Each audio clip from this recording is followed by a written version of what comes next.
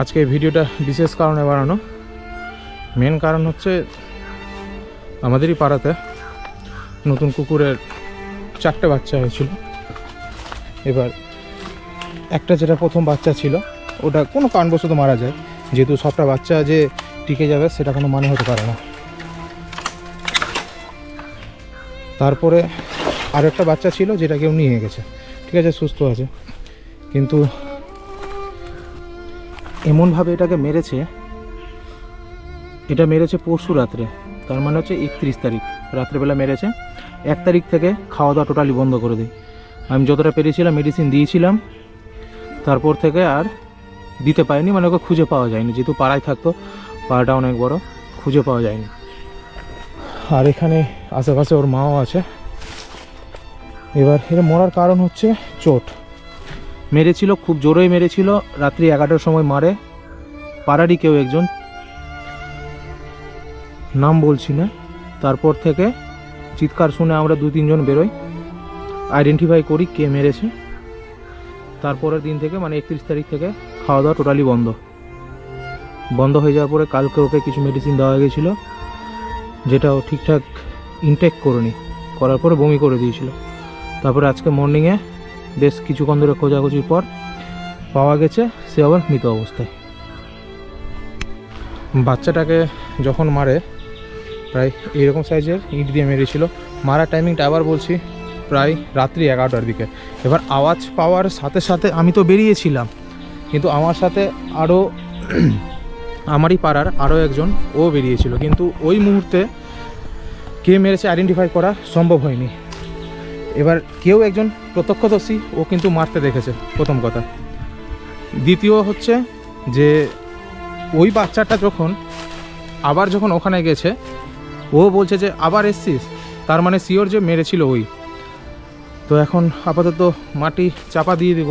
আর ওর মাও ছিল এখানে, ওকে যখন লাস্ট কেউ একজন ফেলে যায় তখন কিন্তু ও ঠিকঠাকভাবে ছিল, মানে দাঁড়ানোর শক্তি নাই, বাট কোনোভাবে যে ও দাঁড়াবে সেটাও অ্যাডজাস্ট করেছিল। এখন মারার কারণটা কি আছে একটু শুনলে অবাক লাগবে, কিছু না, ওর গেটের সামনে বাচ্চাটা গিয়েছিল, এটাই হচ্ছে মারার কারণ। আর কত জোরে মেরেছিল, আমার বাড়ি থেকে প্রায় ওকে 50 মিটার দূরে মেরেছিল। সে এসছে, তারপর থেকেই ওর অসঙ্গতি, তারপর থেকে খাওয়া দাওয়া বন্ধ। এখন আমরা ওকে মাটি দিয়ে দিব। আচ্ছা সেদিকে যাই, ওদিকে পাতা টানলি, এবার এদিকে পাতাটা টান।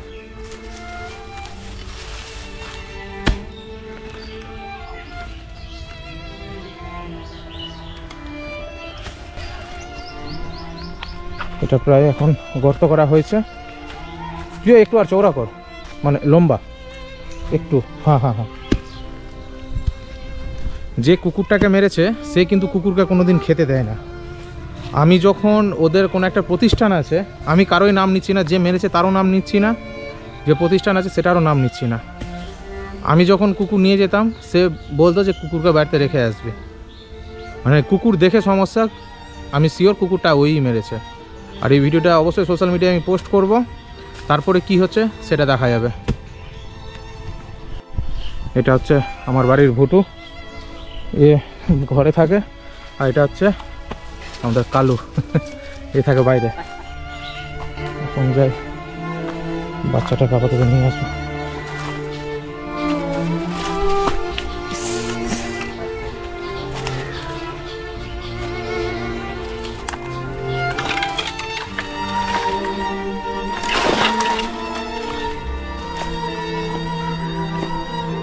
বাচ্চা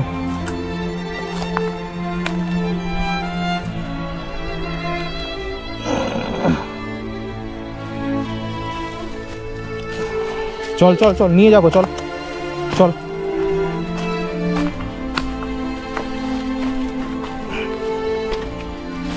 করা হয়ে গেছে।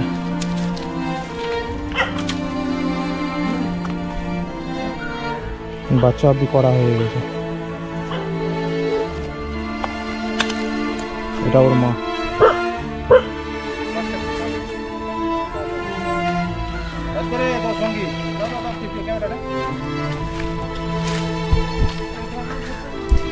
এই যে এটাই ছিল ওর ছোট সঙ্গীটা।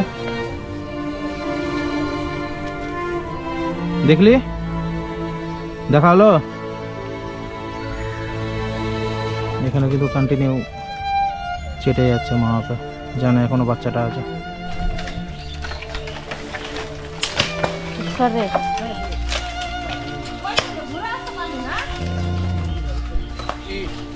ওটু ওদিকে যা, ওটু ওদিক করো তো, চল বটু।